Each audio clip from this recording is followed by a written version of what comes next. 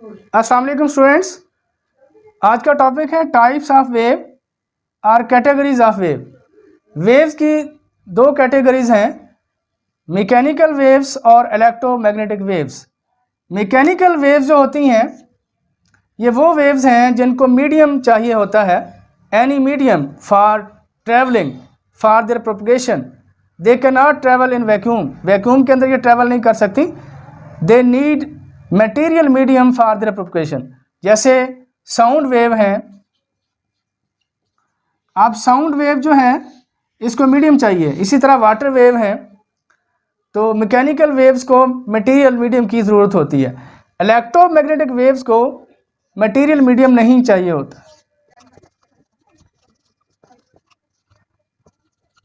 Electromagnetic waves do not require any material medium for propagation. इनकी example जो हैं वो क्या हैं, जैसे लाइट वेव हैं, हीट वेव हैं। तो ये वो वेव्स हैं जिनको किसी किस्म के मीडियम की ज़रूरत नहीं होती और ये वैक्यूम के अंदर से भी पास हो सकती हैं। मज़ीद वजाहत के लिए हम स्क्रीन पे चलते हैं। अस्सलाम वालेकुम स्टूडेंट्स, आज का टॉपिक है categories of waves. There are two categories of wave, mechanical waves and electromagnetic waves. Number 1 पे जो मैकेनिकल वेव्स हैं, waves which require any medium for their propagation are called mechanical waves. Examples of mechanical waves are water wave, sound wave and wave produce on the string and spring. यानी spring के अंदर या string के अंदर या पानी के अंदर पैदा होने वाली वेव जिनको मीडियम चाहिए होता है और मीडियम के अंदर ही प्रोपगेट करती हैं, ये मैकेनिकल वेव्स कहलाती हैं। इलेक्ट्रोमैग्नेटिक वेव्स जो हैं इनको मीडियम की ज़रूरत नहीं होती। Waves which do not require any medium for their propagation are called electromagnetic waves. अब इलेक्ट्रोमैग्नेटिक वेव्स की एग्जांपल्स हैं radio wave, television wave, X rays, heat and light waves. ये सम एग्जांपल्स हैं। मसलन सूरज हमसे करोड़ों मीटर के फासले पर है, लेकिन इसके बावजूद उसकी रोशनी, लाइट और हीट हम तक पहुंचती है। हालांकि रास्ते में खला आता है, वैक्यूम आता है, तो गोया कि लाइट और हीट की जो वेव्स हैं इन्हें ज़रूरत नहीं होती मीडियम की, लिहाजा विदाउट मीडियम वैक्यूम के अंदर भी ये ट्रैवल कर सकती हैं। तो इलेक्ट्रोमैग्नेटिक वेव्स जो हैं ये ट्रैवल करती हैं वैक्यूम के अंदर से भी, और इन्हें किसी किस्म के मीडियम की ज़रूरत नहीं होती फॉर देयर प्रोपगेशन। अब हम मैकेनिकल वेव्स की फ़र्दर दो टाइप्स डिस्कस करेंगे। मैकेनिकल वेव्स की दो टाइप्स लॉन्गिट्यूडनल वेव्स और ट्रांसवर्स वेव्स हैं। Depending upon the direction of displacement of medium with respect to the direction of propagation of wave itself, mechanical wave may be classified as. यानी mechanical waves की जो further types बनाई गई हैं इसमें दो पॉइंट जहन में रखे जाते हैं। एक तो ये है कि मीडियम के जो पार्टिकल हैं डिस्प्लेस हो रहे हैं उनकी डायरेक्शन क्या है, और दूसरा ये है कि वेव्स इटसेल्फ जो हैं वो किस डायरेक्शन में मूव कर रही हैं। तो इन दो बातों को सामने रखते हुए मैकेनिकल वेव्स की दो किस्में हैं। नंबर 1 लॉन्गिट्यूडनल वेव्स को हम देखते हैं। Longitudinal waves the particles of the medium move back and fourth along the direction of propagation of wave. यानी इसमें अगर आप देखें तो दोनों डायरेक्शन सेम हैं, यानी पैरेलल हैं। एक मीडियम के जो ज़रात हैं वो बैक एंड फोर्थ जा रहे हैं, आगे पीछे हरकत कर रहे हैं। तो उसी सीमत में यानी सेम डायरेक्शन में जो वेव है वो प्रोपगेट हो रही होती, जैसे कंप्रेशन और रेयरफैक्शन स्प्रिंग में पैदा होते। तो ये लॉन्गिट्यूडनल वेव की एग्जांपल है। स्टूडेंट, यहाँ भी आपको कंप्रेशन और रेयरफैक्शन नज़र आ रहे हैं कि जहाँ कंप्रेस होकर पार्टिकल करीब आ जाते हैं, ये कंप्रेशन है, और साथ वाला हिस्सा जो है वो खुल जाता है, थोड़ा दूर हो जाते हैं ज़रात आपस में, तो ये रेयरफैक्शन कहलाता है। तो ये आगे पीछे मूव हो रहे हैं, यानी एक तरह की टू एंड फ्रो मोशन है, बैक एंड फोर्थ। तो ये पैरेलल होती है डायरेक्शन ऑफ वेव के, लिहाजा इस किस्म की हरकत जो है ये लॉन्गिट्यूडनल वेव्स के अंदर पाई जाती है। स्टूडेंट, ये लॉन्गिट्यूडनल वेव्स नीचे दी गई और ऊपर आपको ट्रांसवर्स वेव नज़र आ रही है इस स्प्रिंग के अंदर। अब लॉन्गिट्यूडनल वेव्स में स्प्रिंग का कुछ हिस्सा कंप्रेस हुआ है और कुछ जो है वो खुल जाता है, यानी कंप्रेशन रेरफेक्शन पर मुश्तमिल होता है। तो इस तरह ये दो तरह की वेव्स हैं। हमने लॉन्गिट्यूडनल वेव्स को अभी स्टडी किया है कि इसमें जो पार्टिकल होते हैं, मीडियम के जो ज़रात होते हैं, उनकी डायरेक्शन बैक एंड फोर्थ होती है और पैरेलल होती है to the direction of the propagation of wave, यानी वेव की जो डायरेक्शन है मूव करने की वो भी, और ज़रात की जो हरकत है वो भी पैरेलल होती हैं, एक ही डायरेक्शन में होती हैं।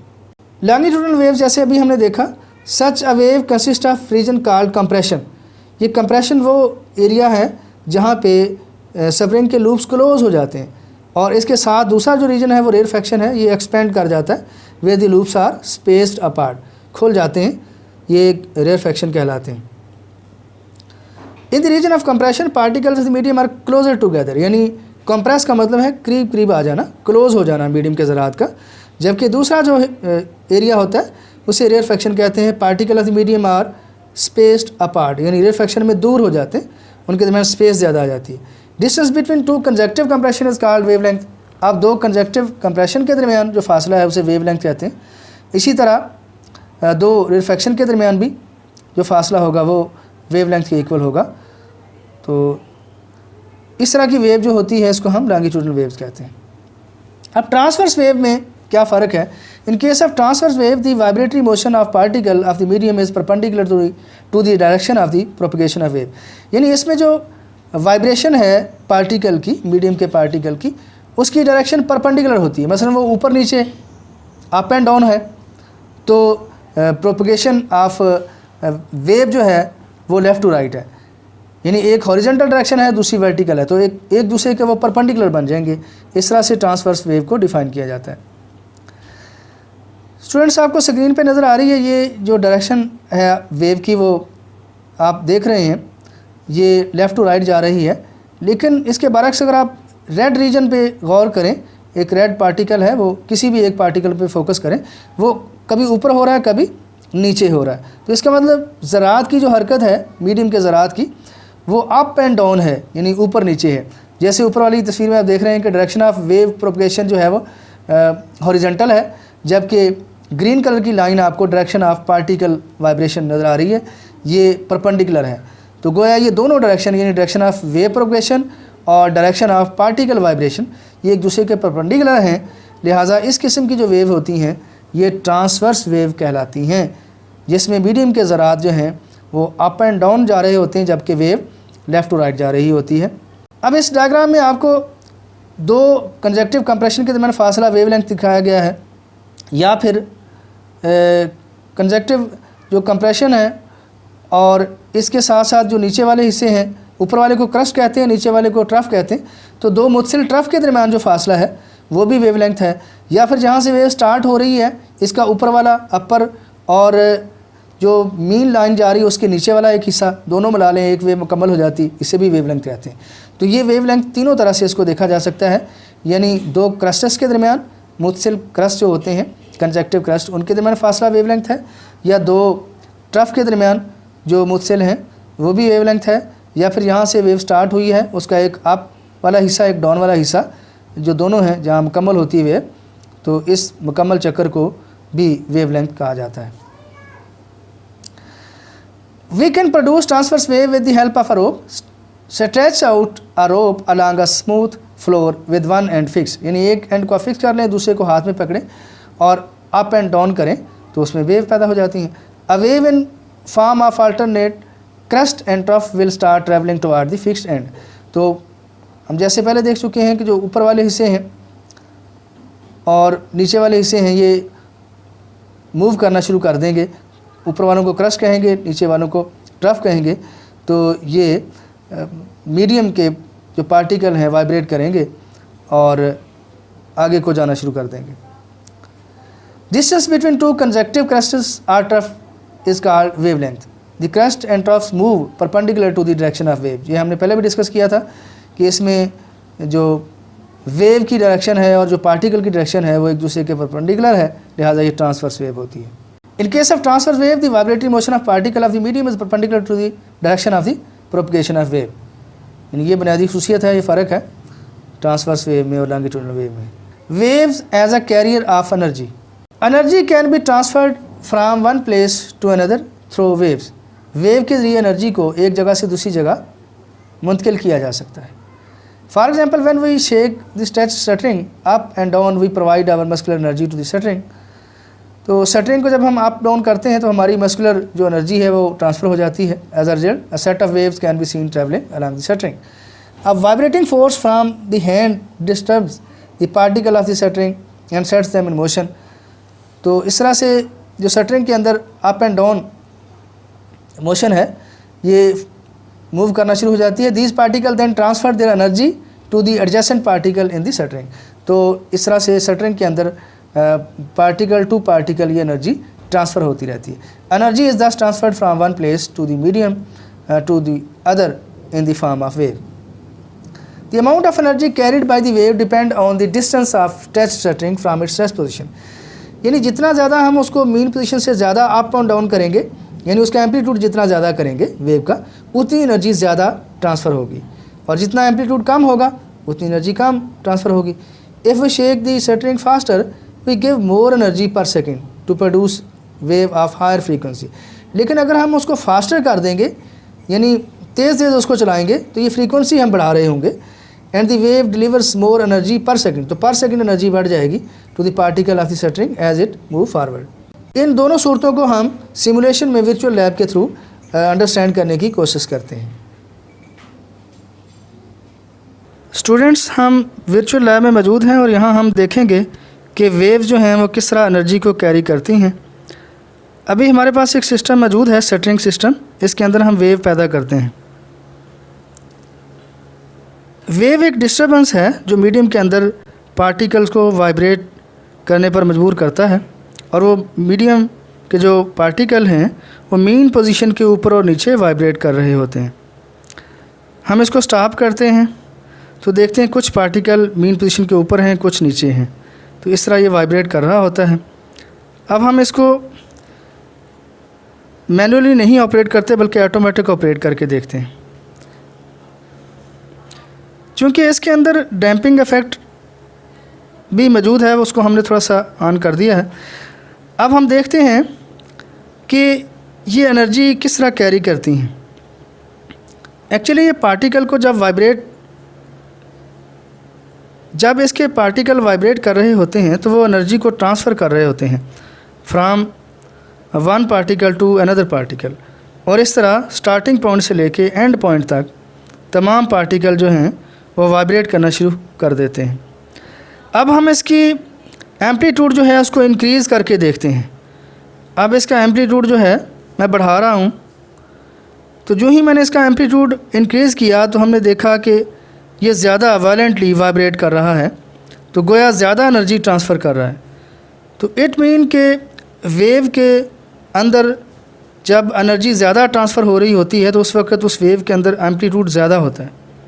अब एम्पलीट्यूड से क्या मुराद है, ये आप देख चुके हैं कि मीन पोजीशन से जो ऊपर या नीचे की जानब मैक्सिमम फासला होता है वाइब्रेटिंग पार्टिकल्स का, मीडियम के वाइब्रेटिंग पार्टिकल का, इसे हम एम्पलीट्यूड का नाम देते हैं.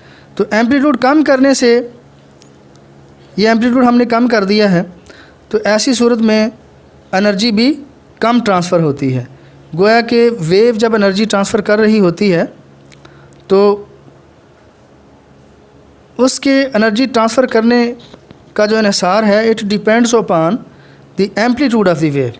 वेव के थ्रू मैटर जो है वो ट्रांसफ़र नहीं होता, बल्कि तमाम ज़रात अपनी अपनी जगह पे ही मौजूद रहते हैं, लेकिन वो वाइब्रेट करते हैं और वो एनर्जी को ट्रांसफ़र करते हैं from one point two another point in the medium.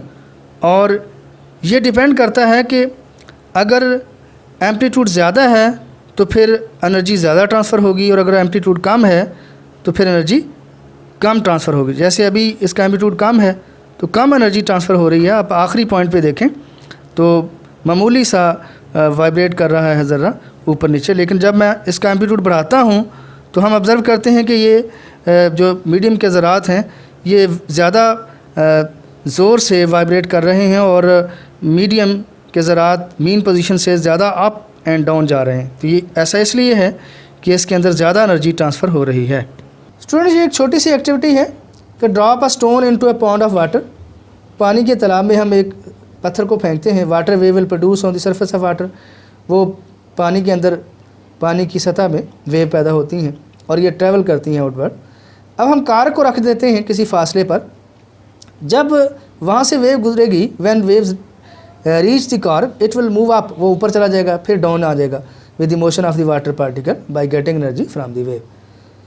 तो इसको अगर हम यहाँ देखें तस्वीर में, तो ये कार का आपको नज़र आ रहा है। जब वेव जाएगी ये अप, ऊपर चला जाएगा, फिर ये आस्ता आस्ता नीचे आ जाएगा।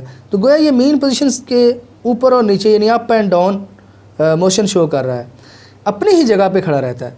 यानी इसका मतलब ये हुआ कि वेव जो होती है ये एनर्जी को ट्रांसफ़र करते हैं, ये पार्टिकल्स इसके साथ मूव नहीं करते, क्योंकि कारक अपनी ही जगह पे है और वो अप एंड डाउन हो रहा है। जब वाटर वेव गुजरती है तो ऊपर हो जाता है क्रस्ट के गुजरने से, इसी तरह ट्रफ जब आता है तो डाउनवर्ड चला जाता है। तो अप एंड डाउन गोया के डांस कर रहा है अप एंड डाउन, और ये शो कर रहा है कि वेव से एनर्जी जो है वो ट्रांसफ़र होती है, मैटर ट्रांसफ़र नहीं होता।